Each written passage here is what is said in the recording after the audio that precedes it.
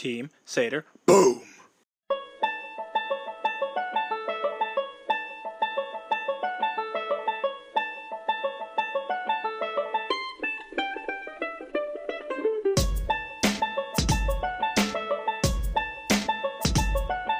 I know cliches and James Bond go together like PB and J, but hear me out for a second.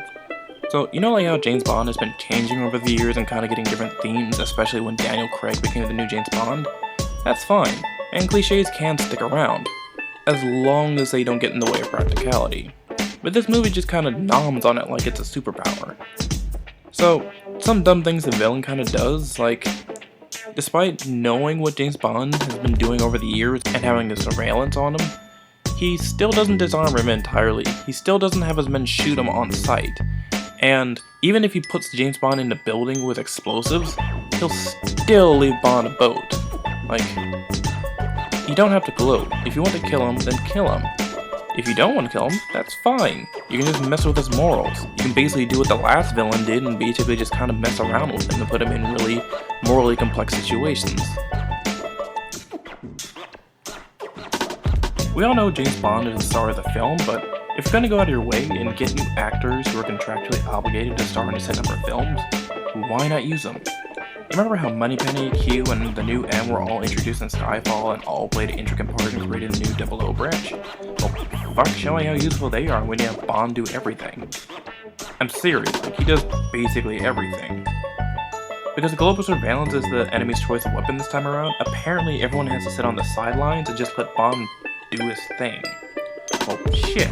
You have a secretary/field operative who can basically assist you with anything on the field. You have a hacker/scientist who can make damn near anything to a weapon and give you an answer to any question in 5 minutes. And he has the boss of the 00 branch who can convince the government that rocks are the future of warfare.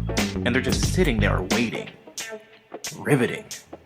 If they gave at least 40% of the film to these three characters and show how they had to work within the new confines, you'd see how badass they are and how they had to adapt to a new field of espionage. Nothing is more irritating than hearing how something or someone is so important, only to figure out they're about as useful as a rock. Actually, I take that back. I heard rocks are making a comeback. So, Madeline Swan is the new love interest of Bond, and she's the daughter of a world-class assassin. He even declared that she was not only smarter, but better at hiding than he was. Along with that, she's also proficient with a firearm, and she's good with hand-to-hand combat, and she forgot all that the 2 times she was caught. Yeah. The first time she was caught, she was given a warning by Bond, got caught anyway. The second time was so pathetic that she was caught off screen. If the movie had just had her do half the things they promised that she could do, it would justify her being in the movie, instead of being a damsel in distress 95% of the time. So these two are about as romantically involved as a rock and I don't know, I've been on a rock kick lately. So the chemistry between these two pretty much jets from two people being acquaintances at best to being sweethearts by the third act of the movie. Now, I'm not saying I dislike romance, but I at least want the two to kind of have a bit more of a substantial conversation. You know, show how the two of them have something in common, like one another. This movie handled it abruptly, and in all honesty, it looked awkward. While plenty of the shots in the movie were picturesque, none of them were memorable. The colors were essentially a dull gray, a dull blue, a near white gray, a black, an off black number 2.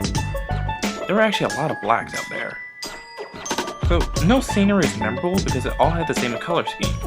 I mean, I'm not asking for a rainbow or anything, but if you recall in the last movie, Skyfall, there were scenes where there was a high contrast between light and dark, and they used the color amber to set an ambiance. Colors help set the mood, they help make areas feel more distinct from one another. Even if you have a nice shot, if there isn't enough color to differentiate it between one scene to another, it may as well be a blank wall. I hope these improvements sounded good. If not, well, I guess shit.